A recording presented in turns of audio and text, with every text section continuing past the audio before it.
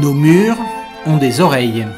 Bonjour et bienvenue sur ce 7e numéro du podcast du Conservatoire municipal de Vincennes. Je suis Vladimir Prognier, le directeur adjoint du Conservatoire, et j'ai le plaisir de recevoir André Rebax, André qui était déjà l'invité du premier numéro. Bonjour André. Bonjour Vladimir. André, nous allons parler ensemble du concert Cap sur l'Irlande. Ce concert qui sera donné sous la double casquette, si je puis dire, des Inouïs de Vincennes et de la Fête des Seniors. Il aura lieu à l'Auditorium de Cœur de Ville le samedi 8 octobre à 16h. Les réservations sont d'ores et déjà ouvertes par mail à conservatoire@vincennes.fr. Au programme de cette Fête des Seniors qui aura lieu du 2 au 21 octobre, il y aura aussi un bal à l'Hôtel de Ville, une conférence sur la peinture, une initiation aux danses irlandaises ou une lecture du Fantôme de Canterville d'Oscar Wilde. Voilà, entre autres choses, puisqu'il y a beaucoup d'activités proposées pour cette Fête des Seniors. André, c'est vous qui avez proposé et porté ce concert. Alors, pourquoi ce programme et quelle en est l'idée directrice, à part, on imagine un peu, l'Irlande ? Absolument. Puisque notre Inuit aura lieu pendant le mois des seniors, nous avons souhaité nous l'inscrire dans le thème général des festivités, qui est pour cette année l'Irlande. Les œuvres choisies ont logiquement un lien avec l'Irlande, en commençant par les origines irlandaises des compositeurs. C'est le cas de Michael William Balfe, Hamilton Harty, Cecil Forsyth et Charles Villiers Stanford. De plus, leurs pièces sont souvent basées sur le thème irlandais. Et de façon originale, on va commencer avec Beethoven, qui n'est a priori pas vraiment irlandais. Absolument. Mais nous avons programmé effectivement de compositeurs non irlandais, et Ludwig van Beethoven et Benjamin Britten, pour profiter de leur intérêt pour la thématique irlandaise, et en particulier pour la poésie de Thomas Moore. D'autre part, nous allons jouer également un arrangement de la chanson du groupe de punk celtique Dropkick Murphys, intitulé I'm Shipping to Boston.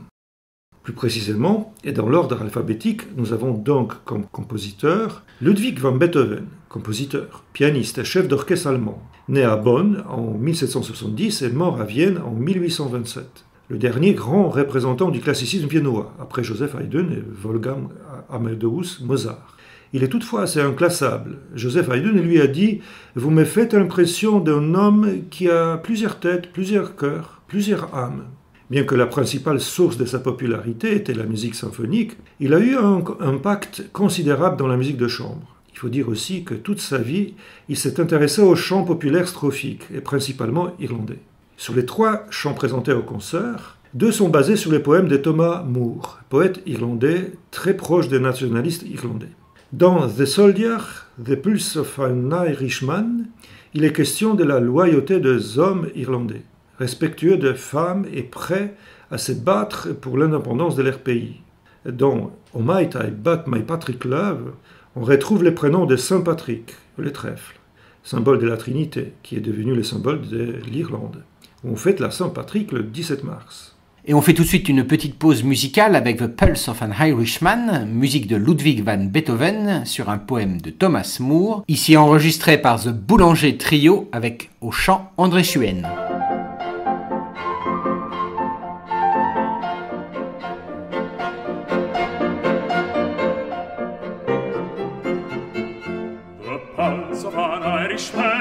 It's quicker when war is a story or love is a theme, and place him where bullets fly thicker and thicker, you'll find him all cowardice holy.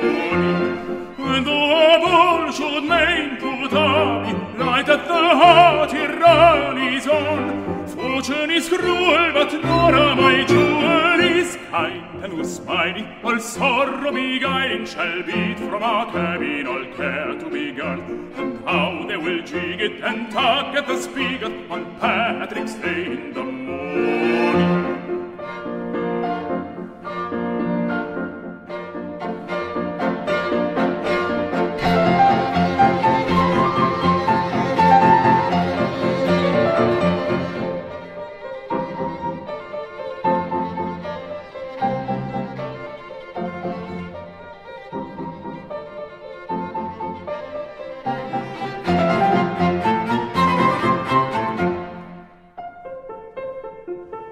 Blessed by the land in the wide western waters, sweet air in laughter in the pride of my song. Still brave be the sons and still fair be the daughters, thy meads and thy mountains adorn. And though the eastern sun seems tardy, though the pure light of knowledge flow, night and delusion and darkling confusion like mists from the river shall vanish forever, and true Irish hearts with warm loyalty glow, and proud exultation burst forth from the nation on Patrick's Day in the morning.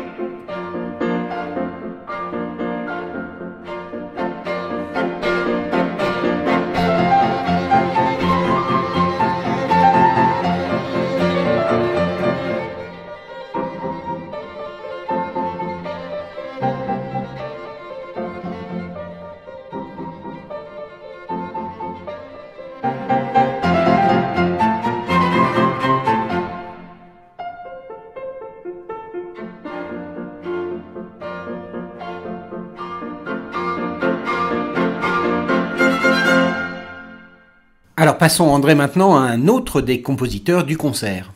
Sir Charles Villiers Stanford, né en 1852 à Dublin et mort en 1924 à Londres, un des compositeurs les plus emblématiques de la période victorienne, à côté d'Edward Elgar. Éminent professeur de composition au Royal College of Music, il est également professeur de musique à Cambridge.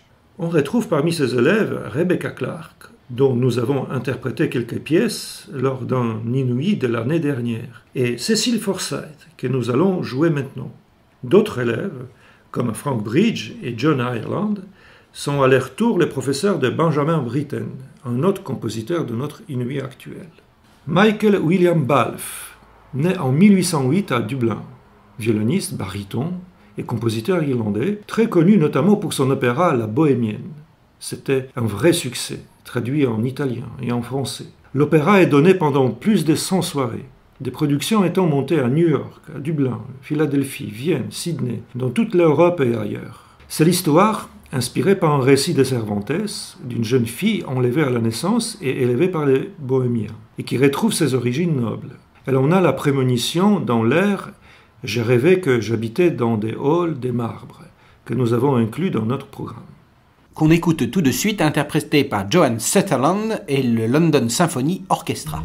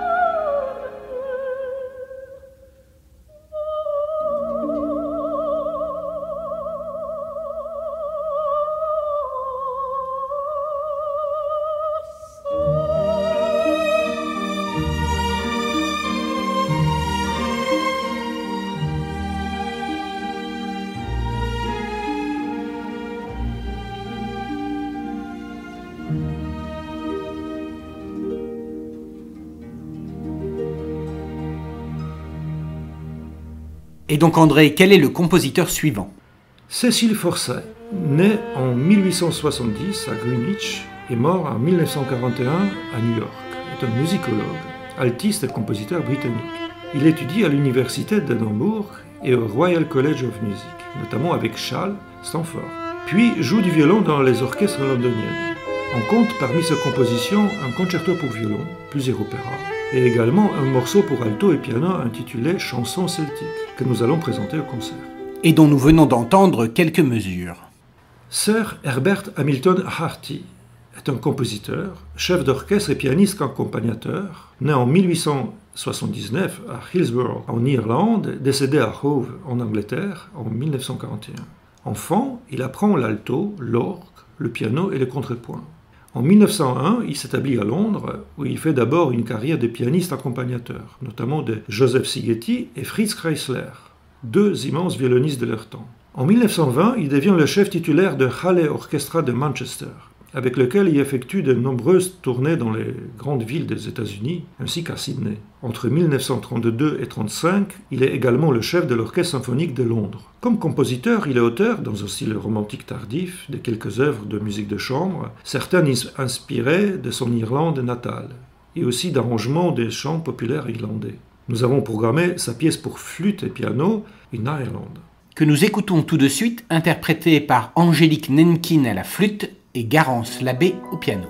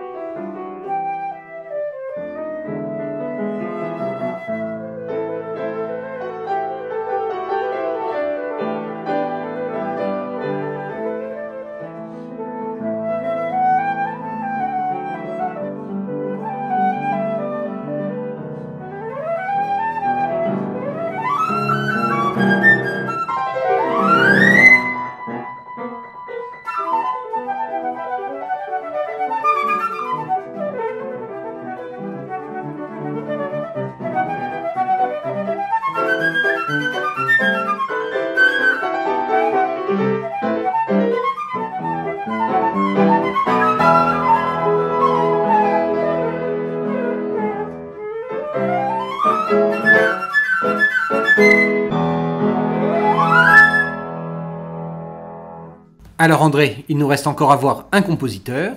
Édouard Benjamin Britten, né en 1913 à Lowestoft et mort en 1976 à Aldenbourg, est un compositeur, chef d'orchestre, altiste et pianiste, considéré souvent comme le plus grand compositeur britannique depuis Henry Purcell. Son œuvre symphonique et de musique de chambre est très importante. Nous y avons choisi 3 mélodies sur les poèmes irlandais de Thomas Moore. La bien connue Dernière rose de l'été, The Last Rose of Summer, complétée par Rich and Rare, Avenging and Bright. Dropkick Murphys est un groupe pop du style deep punk celtique, qui a sorti sur un de ses albums, en 2005, un titre devenu bien populaire aux États-Unis, I'm Shipping to Boston.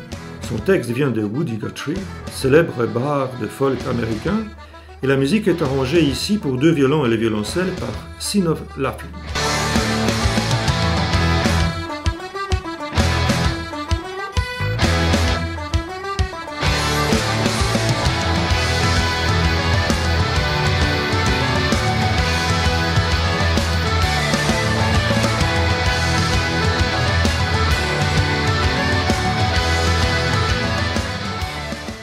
Voilà, c'était Dropkick Murphys, I Am Shipping Up to Boston dans l'arrangement original. Est-ce que certaines des œuvres mettent en valeur plus un instrument qu'un autre? Pour les 3 chants de Ludwig van Beethoven, l'effectif est piano, chant, violon et violoncelle. Boat Song, Hush Song et War Song de Stanford seront interprétés au violon et piano. L'air I Dreamt That I Dwelt In de Balfe, tout comme les 3 chants de Britten, sont composés pour chant et piano, la chanson celtique de Forsyth pour alto et piano, et Une Are Irlande de Hamilton Harty pour flûte et piano. Ainsi, nous avons mis en avant surtout la partie vocale, et bien sûr le piano, qui est présent presque tout au long du programme. Alors, est-ce qu'il y a des œuvres vraiment inouïes, ou très peu entendues en tout cas? Oui, absolument. Je pense surtout à Stanford, mais également à Balfe, Harty ou Forsyth. Il existe vraiment très peu d'enregistrements de ces compositeurs, et en dehors de l'Irlande et du monde anglo-saxon en général, ces œuvres ne sont quasiment pas données en concert. Alors, quelle est l'œuvre vraiment majeure du programme, celle à ne surtout pas manquer? Je pense que ce sont les mélodies de Ludwig van Beethoven, pour son génie créatif bien sûr, mais aussi parce que pour ces pièces l'effectif est le plus grand. Est-ce que les œuvres sont faciles d'accès? Je peux affirmer sans moindre arrière-pensée que toutes les pièces sont accessibles. Elles sont souvent écrites dans la convention romantique ou post-romantique, et c'est vraiment facile à écouter.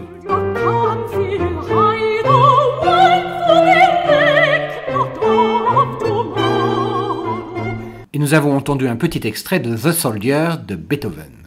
Évidemment, André, vous n'êtes pas seul sur ce concert. Quels sont les autres artistes qui jouent avec vous? Alors, il y a Bernadette Mercier, soprano, Kazuko Iwashima et Claire Krupka, pianiste, Jean-Noël Bonmort à la flûte, Frédéric Aladjeb et moi-même au violon, Claire Rousset à l'alto et Virginie Constant au violoncelle. Merci André, je ne saurais pas dire bon voyage en irlandais comme c'est écrit sur la plaquette des Inuits. En tout cas, on s'apprête à faire un beau voyage en Irlande grâce à vous, donc le samedi 8 octobre à 16h. C'en est fini de ce 7e numéro de Nos murs aux des oreilles. Merci beaucoup André Rebax. Merci Vladimir. Un grand merci aussi à Jérémy Gottfried, animateur numérique de la médiathèque, pour son aide précieuse et le prêt du matériel. On se retrouve très bientôt pour un 8e numéro de Nos murs ont des oreilles. Au revoir.